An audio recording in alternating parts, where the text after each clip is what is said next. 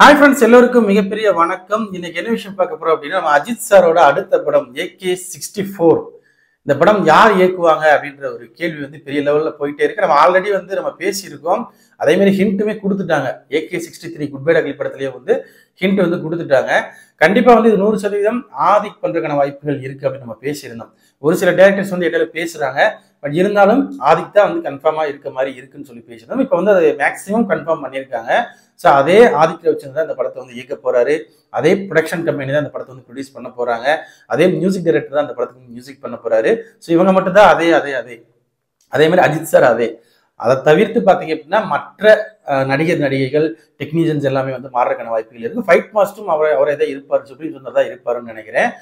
மற்றபடி இந்த படம் குட் பை டக்லி 2 இருக்குமான்னு கேட்டீங்கன்னா அதுக்கு மிகப்பெரிய ஒரு கேள்விக்குறி இருக்கு. அது இருக்க வாய்ப்பு கிடையாது. வேற ஒரு ஸ்டாண்டலோன் படமா தான் இருக்கும். ஆனா இந்த மாதிரியே ஆதித்ய வச்சந்தன் எடுத்தார் அப்படின்னா அது எந்த அளவுக்கு ஒர்க் அவுட் ஆகும்னு தெரியல. ஃபர்ஸ்ட் டைம் பார்த்தோம், ஒரு ஃபேன் பாய் மொமெண்டா இருந்தது. ஸோ இது என்ஜாய் பண்ற மாதிரி இருந்துச்சு. ஸோ இதே பேட்டர்ல படம் எடுக்காம வேற ஒரு கதைக்களத்துல வித்தியாசமான ஒரு அஜித் சாரை காமிச்சார் அப்படின்னா கண்டிப்பா வேற லெவல்ல இருக்கும். இல்ல குட் பை டக்லி பார்ட் 2 எடுக்க போறேன் அப்படின்னு சொல்லி பிளான் பண்ணாருனாலும் கூட அந்த பிளாஸ்பேக் போர்ஷன்ல கொண்டு வந்தார் இல்லையா? ஸோ அதுல அட்லீஸ்ட் ப்ரொஃபஸர் இல்ல அந்த டான்லி யாரையாவது 2 பேரை 3 பேரை கொண்டு வர முடியாது.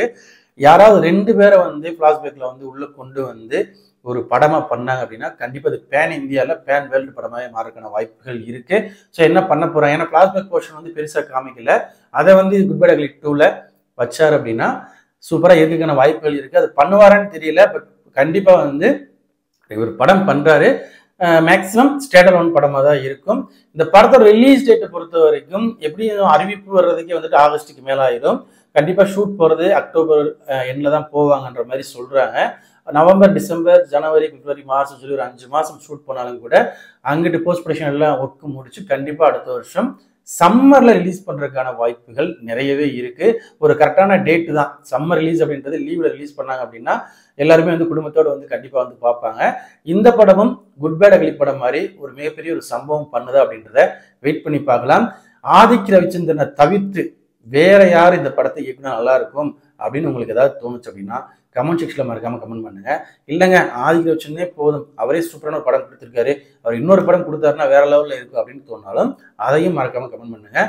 நம்ம சேனல்ல போய் வீடியோஸ் பிடிச்சிருந்தா லைக் பண்ணுங்க, கமெண்ட் பண்ணுங்க, ஷேர் பண்ணுங்க. அப்படியே நம்ம சேனலை கொஞ்சம் சப்ஸ்கிரைப் பண்ணி சப்போர்ட் பண்ணுங்க. அப்புறம் அடுத்த வீடியோஸ் போடுறதுக்கு மோட்டிவேஷன் இருக்கும். Thank you friends.